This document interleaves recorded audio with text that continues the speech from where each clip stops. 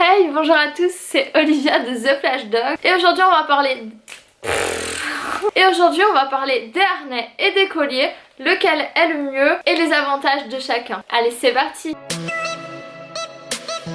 On me pose énormément la question de si je préfère les harnais ou les colliers, qu'est-ce que je conseille? Mais personnellement, il y a du bon dans les deux. Je ne pourrais pas conseiller l'un ou l'autre parce que ça dépend de chaque chien, de la situation.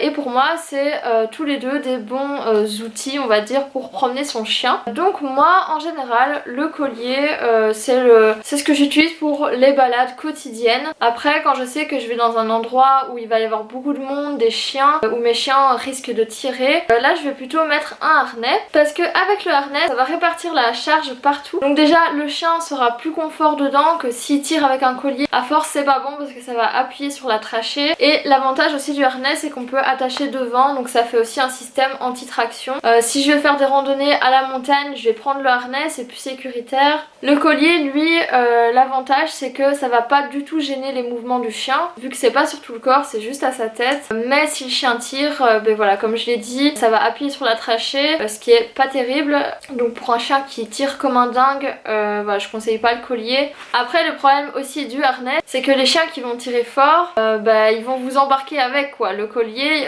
le chien va moins forcer dessus. Ici, il va tracter en fait. Mais comme je l'ai dit, avec l'attache à l'avant, vous pouvez toujours utiliser ça. Mais surtout, apprenez à votre chien la marche au pied. C'est le plus important, on va dire, avant de penser harnais ou collier. Et aussi au niveau du chiot. Il y en a beaucoup qui me demandent, pour un chiot, c'est mieux collier, c'est mieux harnais. Comme je l'ai dit, le harnais, c'est quand même quelque chose qui va couvrir le corps du chien. Donc c'est toujours un risque que ça déforme un peu la démarche du chien. Voilà, il faut... D'où l'importance aussi de prendre des harnais adaptés. J'ai fait une vidéo sur les harnais, vous pourrez aller la voir. Je la mettrai en description. Avec le collier, au moins, vous êtes sûr que ça ne déforme pas la démarche de votre chiot. Après, il faut faire gaffe si le chiot a tendance à fort tirer. Après, pour les vraiment tout petits chiens, c'est vrai que je déconseille un peu le collier parce qu'il va savoir le retirer facilement. Ça peut être dangereux si c'est près d'une route, si c'est en ville. Tandis qu'avec un harnais, c'est plus difficile quand même de sortir du harnais, bien qu'il y en a qui y arrivent quand même. Mais c'est plus sécuritaire le harnais pour le chiot. Après, je conseille pas des gros harnais comme ceci pour les chiots, mais plutôt des tout fins. Bah, ça, je conseille plutôt pour les chiots. C'est vraiment tout fin. C'est vrai que Owen, quand elle est arrivée, je lui ai mis un harnais, comme j'ai montré, comme ceci. Parce que les colliers, j'avais trop peur qu'elle sache les retirer. Elle rentrait dans un harnais pour chat, tellement qu'elle était petite. Donc vraiment c'est plus sécuritaire. Donc voilà, ça c'était les points à faire attention pour le chiot. Voilà, vous avez remarqué que les deux sont utiles. Donc je peux pas conseiller plus l'un que l'autre, à vous de voir.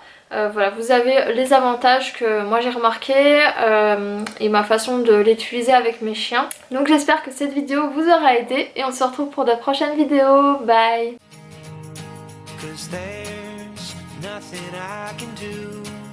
When everything's the matter and there's no one left like you.